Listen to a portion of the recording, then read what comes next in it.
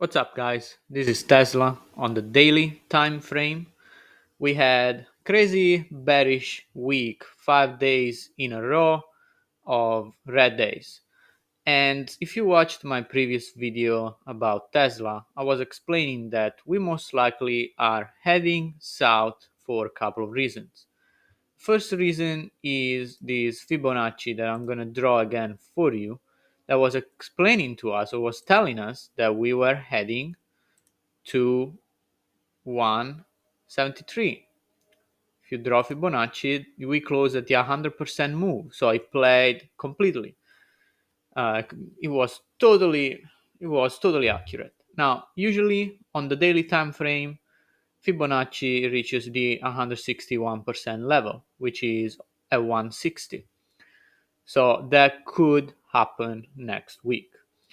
However, let's see a couple of indicators and kind of a couple of key levels that I'm watching because Tesla managed, believe it or not, to close green yesterday on Friday.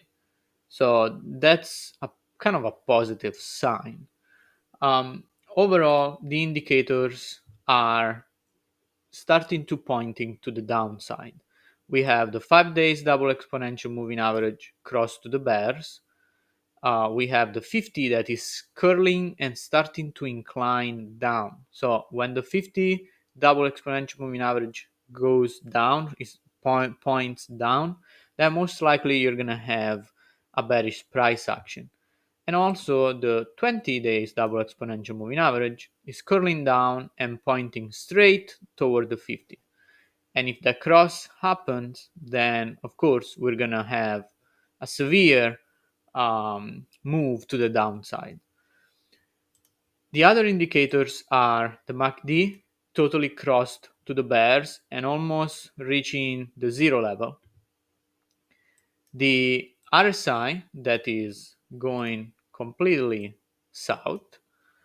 And lastly, the PMO over here, price momentum oscillator, that is crossed to the bears and is pointing down, still far away from the zero level. So the the indicators are not so good for the bulls. The peak of the volume is right here at 196, and the bottom level of the volume is at 152, which is close to filling that gap at 146. Now, why this level that we touched on Friday is important? Well, if you look, it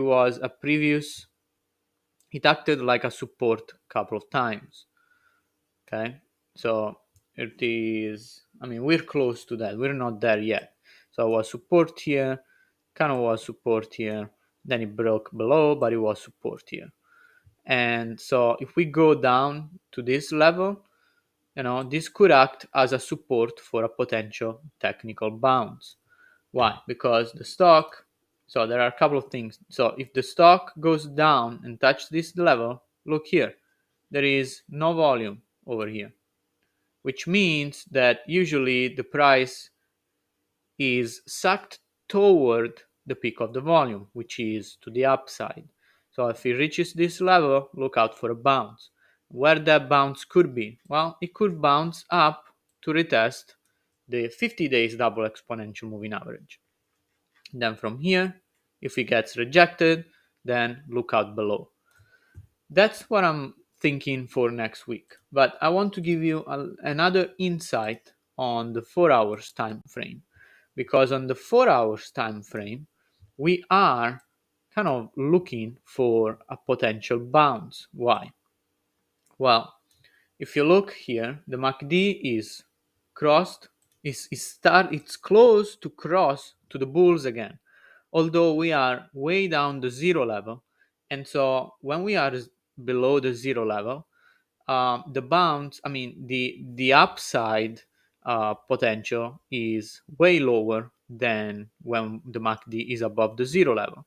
So for example, look at here, we crossed to the bulls, but we were below the zero level.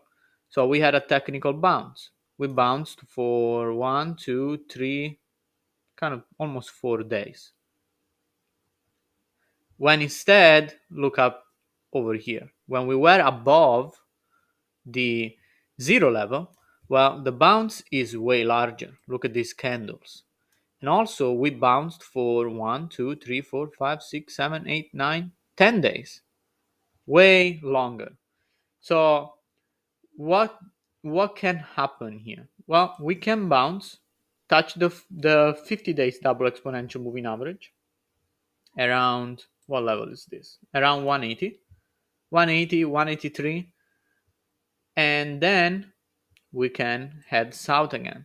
So that's what I have for Tesla going into next week.